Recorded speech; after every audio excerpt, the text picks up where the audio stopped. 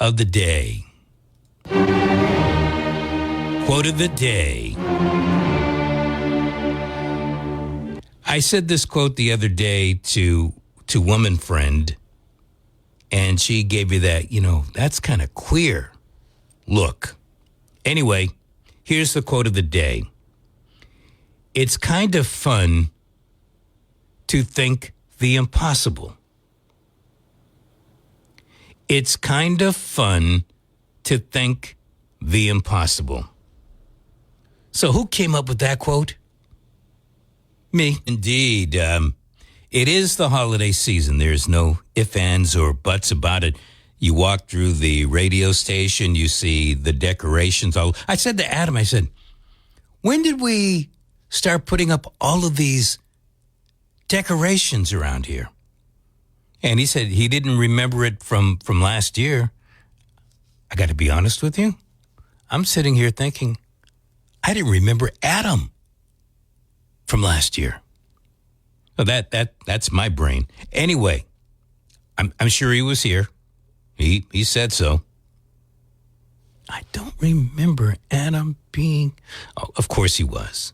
He was our reporter at the school committee and also at the city council meetings. I remember that now. I do remember Adam. You were there. And Adam will be with us in about 5 minutes with another update. Holiday parade and tree lighting. Maybe that's the reason when I drove through downtown, only two people were stumbling around. One on Pleasant Street, another one on Purchase, actually turning from Purchase to go down Union Street. I thought she was going to just bump into the car. I think she was trying to wave me on. And I'm looking at her like, yeah, okay, you waved me on. Next thing you know, you're jumping out in front of the car and whoops, they're going to say, oh, Brian, you had one of those senior moments. At any rate, downtown was pretty empty today and, early this morning.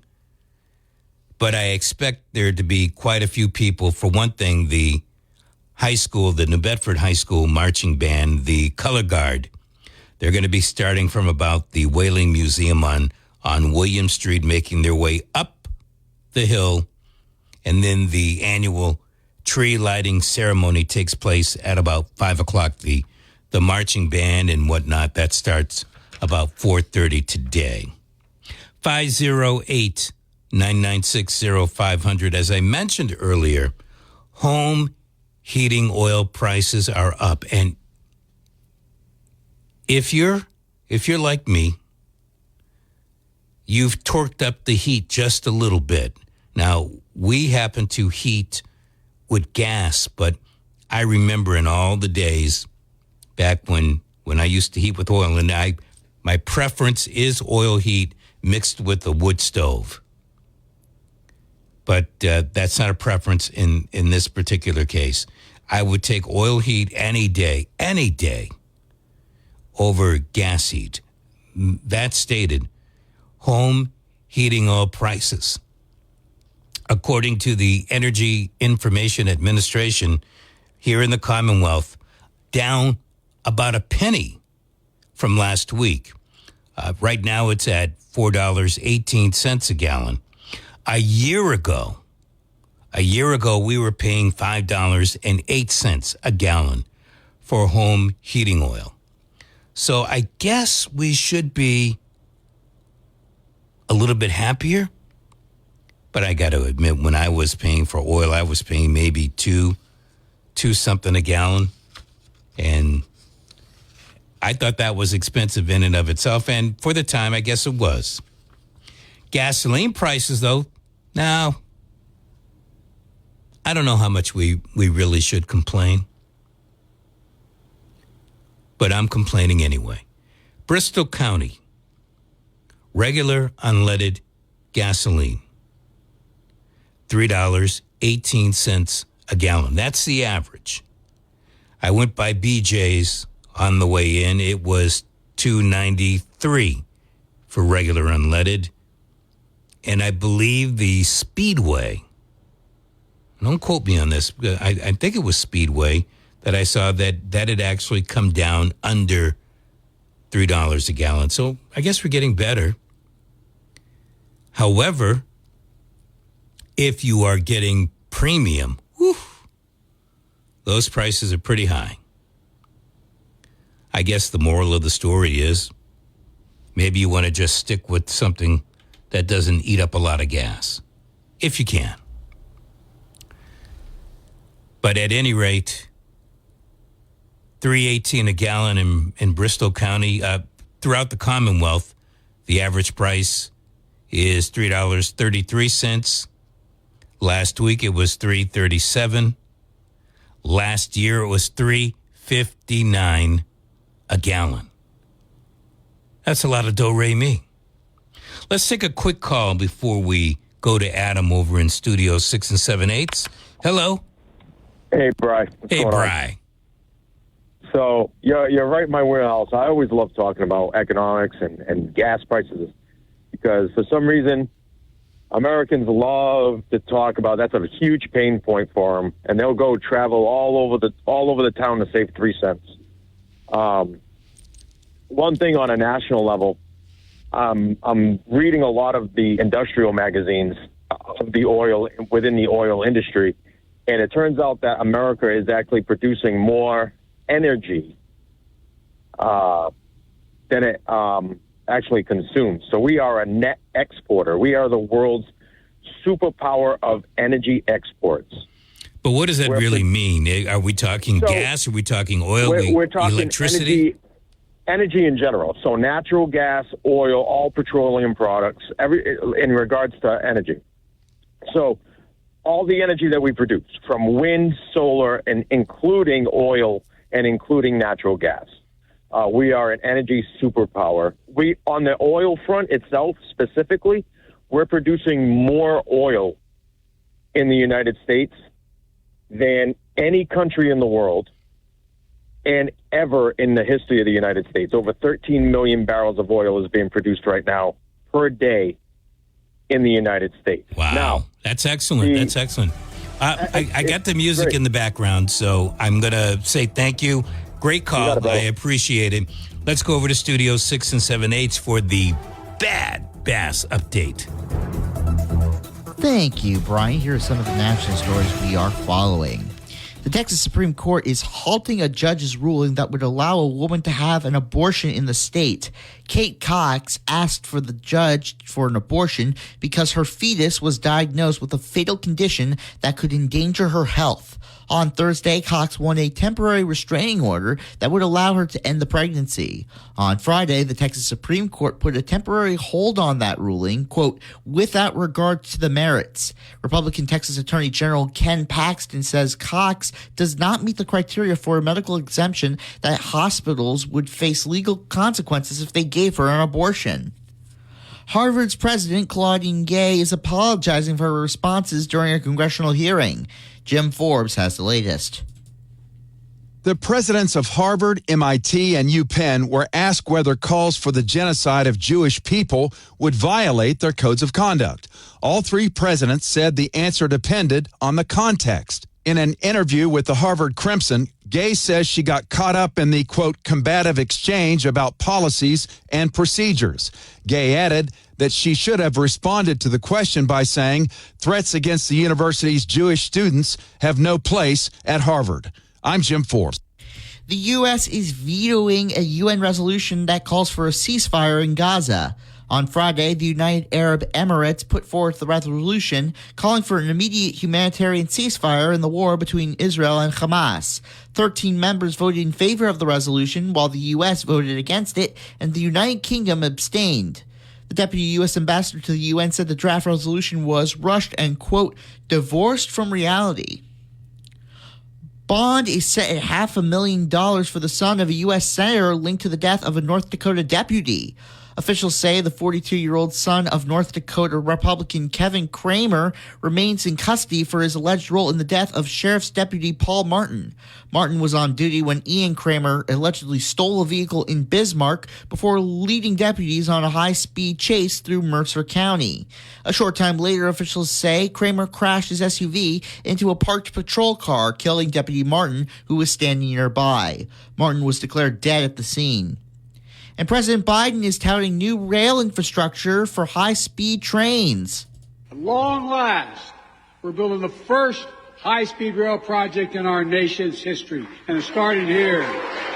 Biden spoke in Las Vegas, Nevada on Friday, where he praised several passenger rail projects funded through new bipartisan infrastructure law. This also includes East-West Rail, which connects Boston to Springfield, Massachusetts. In sports, the Boston Bruins and the Arizona Coyotes face off today at 1 p.m. here in Boston, Massachusetts. Weather forecast, it's going to be a partly sunny day with temperatures reaching 55 degrees. Tonight's forecast, 46 degrees with some fog. And tomorrow's forecast, wind and rain with temperatures reaching 60 degrees. It's currently 41 degrees right now in New Bedford. I'm Adam Bass, WBSM News. Stay up to date with New Bedford's news talk station, WBSM, and get breaking news alerts and podcasts with the WBSM app. Adam, am I to understand that we don't have any kind of connection like Amtrak from Boston to Springfield right now? Well, the reality is that there are some lines that go to Springfield, but really none that connects the whole state. East-West Rail is a project that would aim to connect Boston, Worcester, Springfield, and Pittsfield, so goes horizontally throughout the state. So right now, no, there is no interconnecting service stops between Boston, Springfield, Pittsfield, and Worcester. Is there any? I don't think there's anything from Boston to Springfield, is there? Maybe there's an Amtrak. Yeah, there is an Amtrak, that's correct. I believe it's from Boston to Springfield, but then it goes to New Haven. It definitely goes in the direction of Connecticut. Heading down. Yes, heading down. That's Nothing right. And do we have anything that goes to Albany? I believe so, but I believe it's an express line. Nothing like a passenger local stop. And this is what the president's trying to do. Yes, but it's not just the president, Charlie Baker, before he left, gave the okay to start the East-West Rail, and lawmakers are trying to get the funding for it. We have a lot of funding, but it's going to take some time, and this has been a big project of a lot of Western Mass lawmakers. Eric Lesser, who ran for lieutenant governor but lost to Kim Driscoll, Paul Oliveira, who lives in Springfield, and especially Richard Neal. Richard Neal is the congressman who represents Massachusetts' 1st Congressional District. Gotcha. Hey, thank you very much. You're welcome. Adam Bass with the Bad Bass Update Plus. Back to Brian's Beat. Join the show by calling 508-996-0500. New Bedford's news talk station, 1420 WBSM. Roadhog!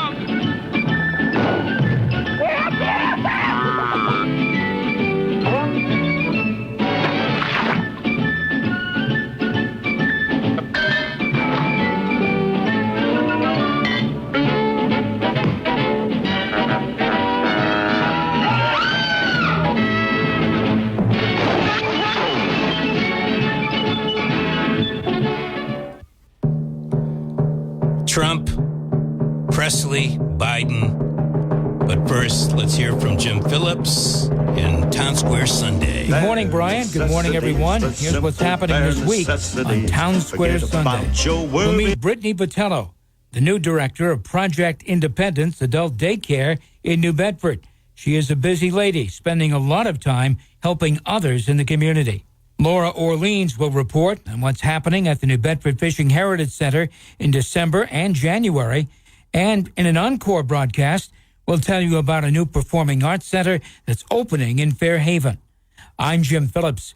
Join me for Town Square Sunday, Sunday morning at 6 and 11 on 1420 WBSM and 99.5 FM.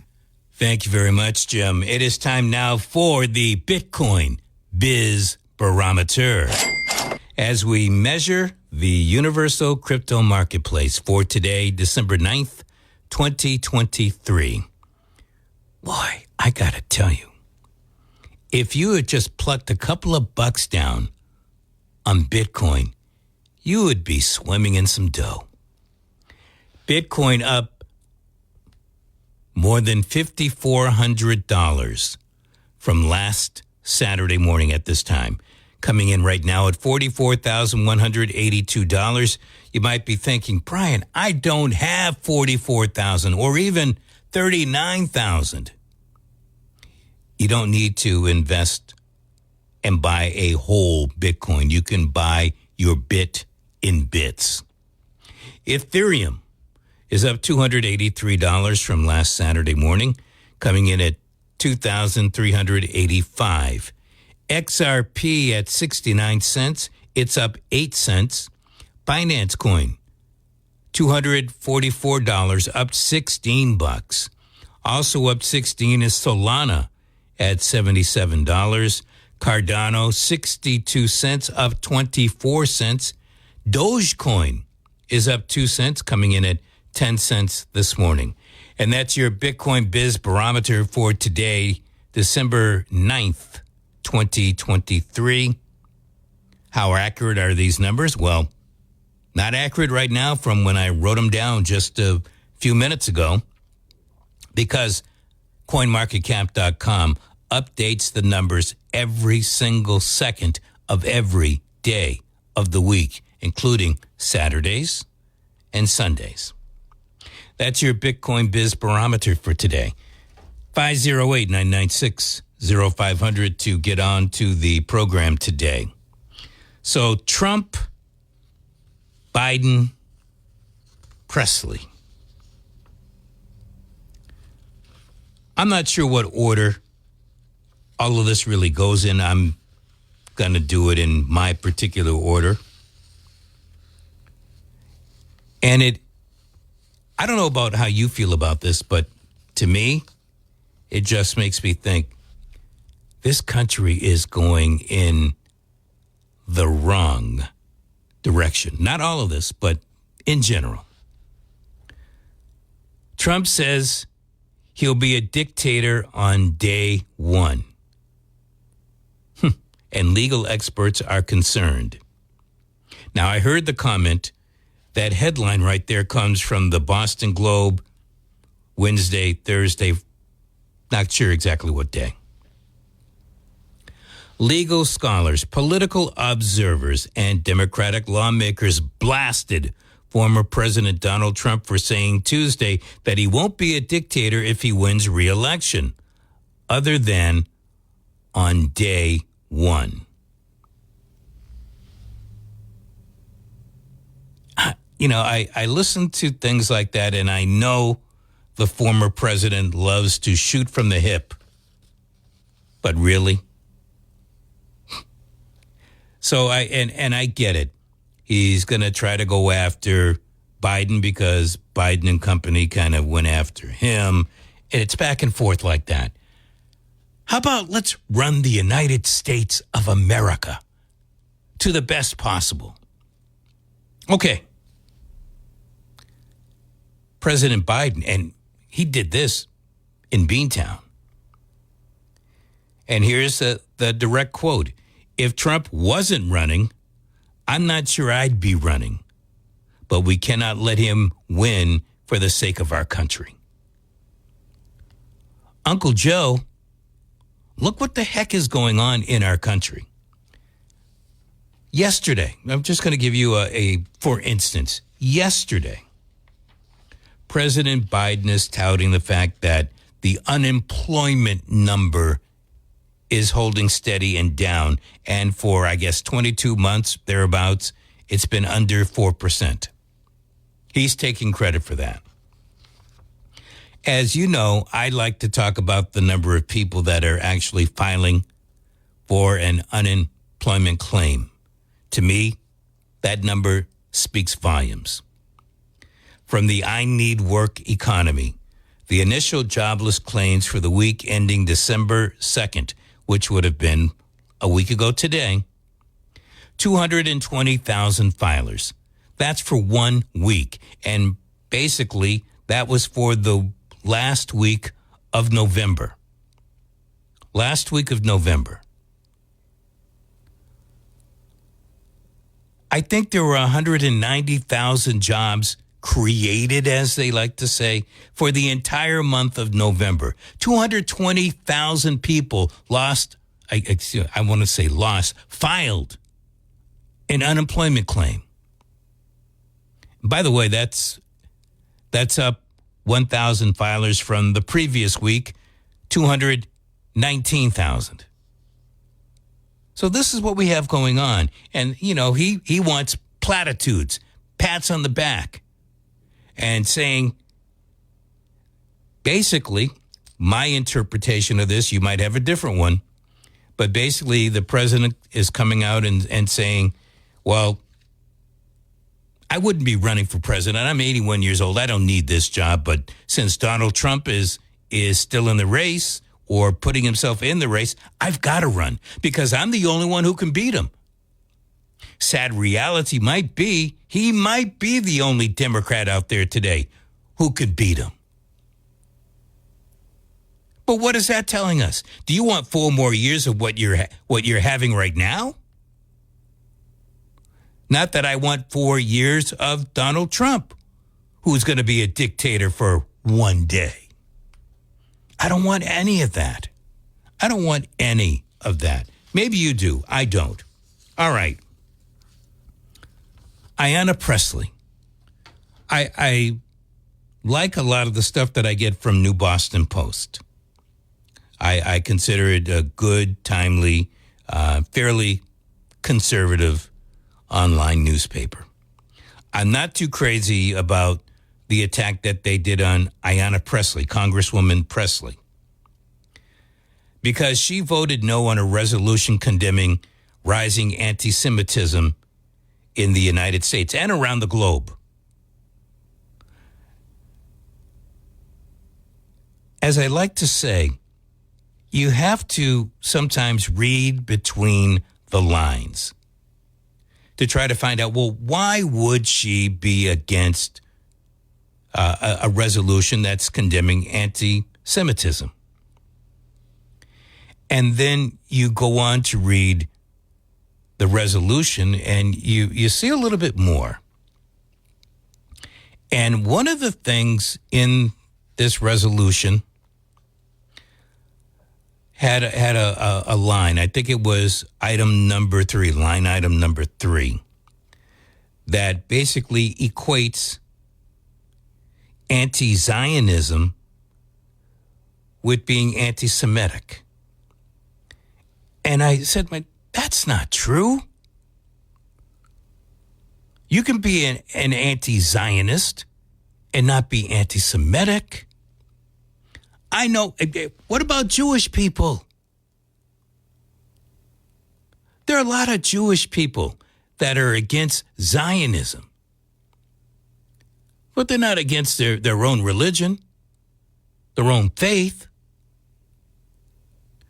And I think in New Boston Post, you know, what they're trying to do is point out that you've got this congressperson who is condemning it. By the way,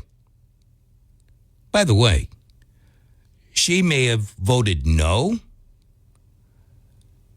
but there were 3 congresspeople from Massachusetts, Lori Trahan, Jim McGovern, and Catherine Clark, who voted present. Look, if that's the only reason for Ayanna Pressley voting no, then I would vote no myself. I do not consider myself anti-Semitic, although we have had a caller call in and say, boy, sounds anti-Semitic to me. Well, hate to tell you, my man, but I'm not. But the Zionists who are bleeding Judaism into what they want to do, I am definitely against that. If you'd like to comment, 508-996-0500. But Pressley, I mean, if you're thinking I'm going to vote for her, absolutely not. But she's not in my district. I do hear that Robert Kraft, the owner of the Patriots and the New England Revolution, he has a son who is considering, I think his name is Josh, considering running for that congressional seat. All of this time, I thought that Robert Kraft just had one son, and the one that's the president of the football team. I didn't know that there was another one lurking. Here comes Santa Claus. Yeah, Popeye and Santa probably shouldn't be confused, but they kind of sound cool. And you know what's going to sound pretty cool right here on 1420 AM and also at 99.5 FM and on the WBSM app and at WBSM.com. This coming Friday, 7 o'clock, Santa Claus is going to be in studio taking your phone calls. Now, as a grown-up, you might not want to make that call, but maybe a kid or a child or two or three of yours might want to do so. And so, thanks to the New Bedford Fire Union Local 841, that 7 o'clock hour, 7 to 8 o'clock, will be totally commercial free. So we can take as many calls from the kids and kids at heart as possible. Again, that's going to be coming up on Friday evening, 7 o'clock, right here on WBSM. 508-996-0500 to get onto the show. Hello. Good morning. Good morning. Yeah, I've noticed something over the last couple of weeks. I tried to call on my ground phone, and I just get ringing and no answer. I picked up my cell phone, and I got through to you. It's strange to me, because I always used to call on the ground line I got in the house, you know. And I haven't been able to get through on that. Okay. How can I help you with that? Well, I don't know. It's confusing to me, that's all. It's confusing to you. Is it confusing to me? I don't know.